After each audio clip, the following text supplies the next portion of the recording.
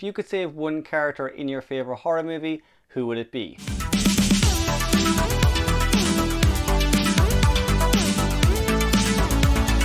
Hey there guys, and welcome back to Dino Reviews. So today is Halloween. It's my last day of my 31 days of Halloween, and I want to do something a little bit different.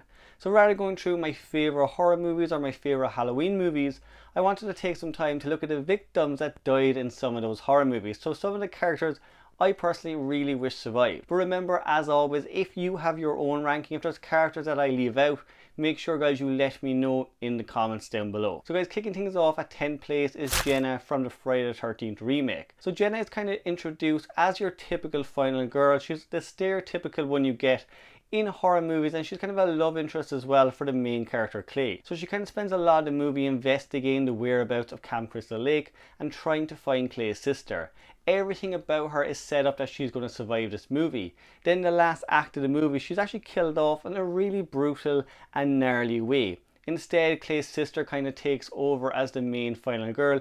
It's a confusing way to do it, but it's a great, shocking kind of ending to the movie. You definitely don't see it coming. Coming in at number 9 is Dick Hallorann from The Shining. So in the novel of The Shining, Dick Hallorann actually makes it out alive at the end of the book, but that doesn't happen in the movie. So he kind of makes his way back to the Overlook Hotel to kind of warn Danny and protect him more than anything else, and he's pretty much killed off the second he gets there. I really like the character Dick Hallorann. You know, he's the head chef in the hotel, and he's the one who's constantly looking after Danny. As I said guys, in the book he does survive, and I do think that is the better ending. I think his character was slightly wasted at the end of the movie, but I get as well that it's there kind of for shock value. It is definitely the disturbing part of the movie, and it's a great jump scare. Taking the number 8 spot is Christine from Drag Me to Hell. So Christine is an interesting character. She works at a bank and she wants nothing more than to get a promotion from her boss. Now her boss did tell her that she can't give out any more loans or else she's really not going to get promoted. Of course, a little sweet old lady comes in and pretty much begs for a loan on her mortgage,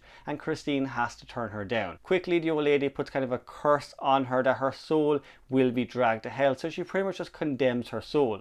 Now, Christine spends most of the movie trying to get that curse lifted off her soul, even going as far as sacrificing her cat. She does everything in her power to stop this curse from happening, and she goes through quite an ordeal throughout the entire movie. Now, at the end of the movie, just when she kind of thinks she's actually lifted the curse and her soul is safe, she gets dragged down to hell in a really shocking and graphic scene. It is a disturbing scene just to see her get dragged under the ground, and again, it's a likable character. She's a really fun character and she really doesn't deserve it. At the end of the day, she was just kind of following the rules from her boss, and unfortunately she suffered this horrible fate. Next up at number 7 is Frank from 28 Days Later. So Frankie's kind of the father figure in this group of survivors in 28 Days Later, and he has this daughter who really he wants nothing more but to protect. He kind of spends the entire movie making sure she is safe. Now what makes Frank's death all the more tragic is honestly just how simple it is. So kind of a blood drop falls into his eye and suddenly he turns into kind of one of these rage-like creatures. The thing with 28 Days Later is you don't have zombies, you just have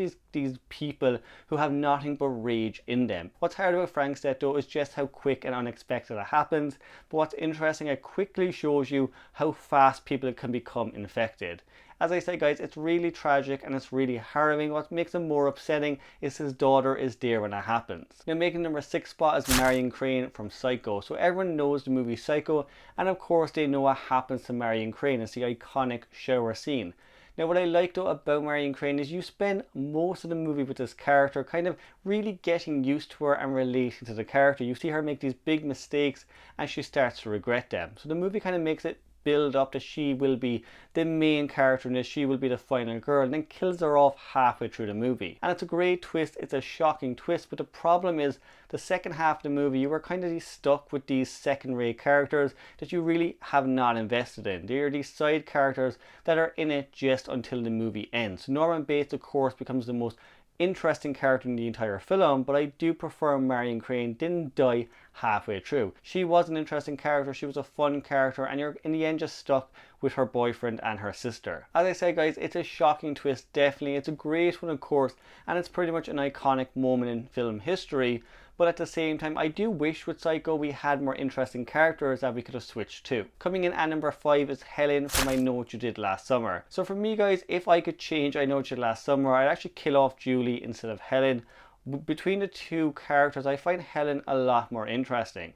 Judy kind of spends most of the movie honestly moping around, whereas Helen actually takes action. As well as that, in my opinion, Helen has one of the best chase sequences in any slasher movie I've seen, and what's more tragic is she's literally inches and steps away from saving her life. So she is kind of in front of a parade of people that could have helped her out, and before she can make it, she gets killed off in a dark alleyway. It's a tragic end for the character, and every single time I see the movie, I always wish Helen would make it instead. Now down to our final four, and coming in at fourth place is Rachel from Halloween 5. Now Rachel is actually introduced in Halloween 4 as the sister of Jamie Lloyd, and she pretty much does everything in her power to keep Jamie Lloyd safe.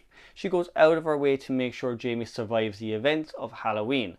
Now, as well as that, what's great about Rachel is she's a very worthy successor to Laurie Strode. She's definitely a fan favourite among fans of Halloween, and she's an extremely likeable character.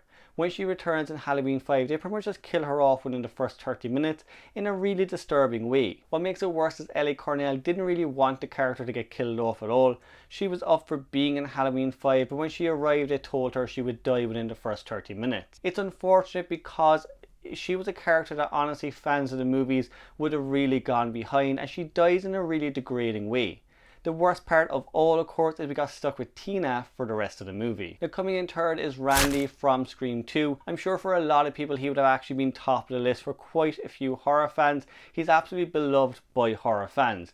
And a lot of that has got to do that he loved horror movies himself. He's a great character that really his role in Scream was to explain the rules of horror to characters that didn't really understand horror movies. As I said in my review for Scream 2, his death was definitely, a huge impact on the movie, and it was a great way to kind of add danger to the film. But overall for the series, it was definitely a mistake. He gets killed off and then suddenly nobody is there to explain these rules to the audiences or the characters. What's worse is they spent the next few movies really just making imitations of Randy because of what they did to the character.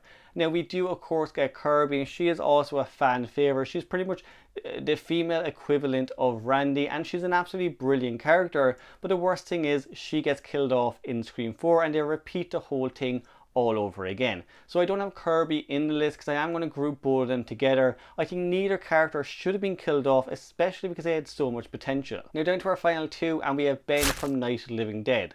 So Ben kind of spends most of this movie in a farmhouse with honestly a bunch of people who are extremely needy and very annoying. So he spends most of the movie protecting a bunch of people, killing zombies, and doing everything in his power to keep everyone safe. At the end of the movie, he kind of comes out when the zombie event is under control. We have a group of hunters who are going around taking down the zombies. He looks out a window and he gets shot point blank in the head. What makes his death more tragic though is his body is then burned in a pile of zombies, and the hunters don't really even care whether he was a human or not. They just think he's a zombie or something else, and it's because of the colour of his skin. So it is kind of this impactful ending to the movie, and no matter what he did, there was so much against him. He wasn't essentially going to survive. He did everything he could for the people in that farmhouse, and he still died this horrible tragic death. Finally guys, coming in at first place is Chrissy from the Texas Chainsaw Massacre, The Beginning. Now if you watch The Beginning, you know going into it it's a prequel of the Texas Chainsaw Massacre series,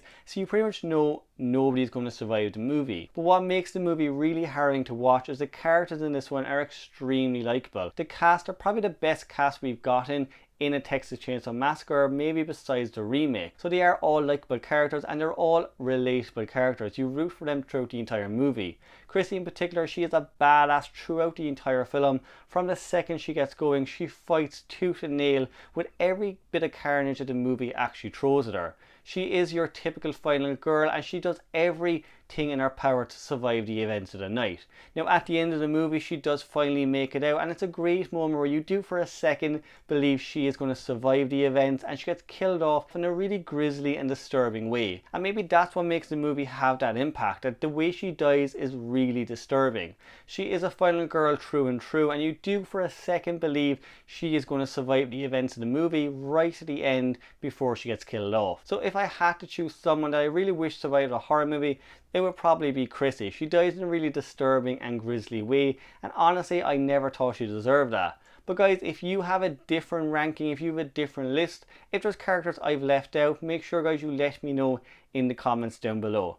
Remember guys, this is my last day of my 31 days of Halloween, but I still will be putting out more videos going into November. So if you haven't already guys, make sure you pop on your notification bell, just so you don't really miss any of the videos coming up in November. Make sure guys you subscribe to the channel, and I will see you in the next one.